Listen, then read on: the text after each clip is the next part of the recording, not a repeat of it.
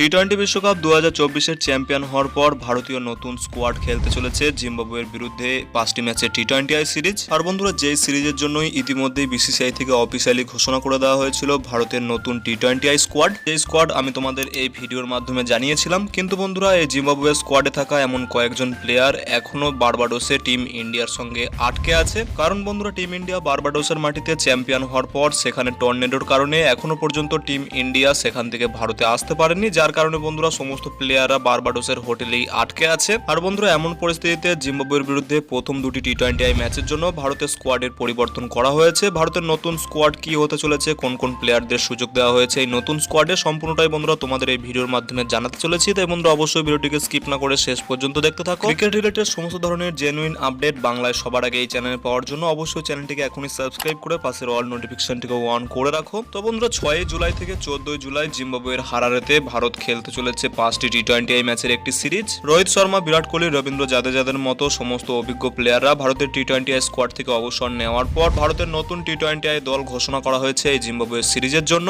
তবে বন্ধুরা, জিম্বাবুয়ের বিরুদ্ধে প্রথম যে 15 জনের স্কোয়াড ঘোষণা করা হয়েছিল সেই স্কোয়াড থেকে 3 জন এখন বাদ গেছে। এর কারণ বন্ধুরা, এই 3 জন প্লেয়ারই এখন টিম ইন্ডিয়ার সঙ্গে বার্বাডোসে আটকে পড়ে আছে। এই প্লেয়ারগুলি হলো বন্ধুরা সঞ্জু স্যামসন, ইয়াসএসবি জয়সওয়াল এবং শিবম দুবে। হ্যাঁ বন্ধুরা, শিবম দুবেকেও নীতিশ কুমার রেড্ডির চোটের কারণে শিবম দুবেকে জিম্বাবুয়ে স্কোয়াডে সুযোগ দেওয়া হয়েছিল, কিন্তু বন্ধুরা এই 3 জন প্লেয়ার জিম্বাবুয়েতে বর্তমানে পৌঁছাতে পারেনি। তাই বন্ধুরা, প্রথম দুটি টি-20 ম্যাচের জন্য ভারতের স্কোয়াডে এই 3 জন প্লেয়ারের পরিবর্তে আরো নতুন 3 জন প্লেয়ারের নাম ঘোষণা করা হয়েছে। আর বন্ধুরা, এই 3 জন প্লেয়ার হলো গুজরাট টাইটান্সের হয়ে ওপেনিং করা সেই সাই সুদর্শন, যিনি বন্ধুরা এর আগে আইপিএলেও দুর্দান্ত পারফরমেন্স করেছে, যাকে বন্ধুরা ভারতীয় টিমে ওডিআই সিরিজে প্রথমবারের জন্য দক্ষিণ আফ্রিকা সফরের সুযোগ দেওয়া হয়েছিল এবং বন্ধুরা সেখানে তিনি দুর্দান্ত পারফরমেন্স করেছিলেন ভারতের হয়ে। এখন বন্ধুরা তাকে জিম্বাবুয়ের বিরুদ্ধে প্রথম দুটি টি-20 ম্যাচের জন্য ইয়াসএসবি জয়সওয়ালের পরিবর্তে এই স্কোয়াডে সুযোগ দেওয়া হয়েছে। সঞ্জু স্যামসনও যেহেতু ভারতীয় দলের সঙ্গে বার্বাডোসে রয়েছেন, যার কারণে বন্ধুরা তার পরিবর্তে এই জিম্বাবুয়ে স্কোয়াডে প্রথম দুটি টি-20 ম্যাচের জন্য সুযোগ দেওয়া হয়েছে উইকেট কিপার ব্যাটার জিতেশ শর্মাকে। এবং বন্ধুরা, কলকাতাকে এবছর চ্যাম্পিয়ন করার পিছনে সেই গুরুত্বপূর্ণ অবদান রাখা স্টার পেসার হর্ষিত রানাকে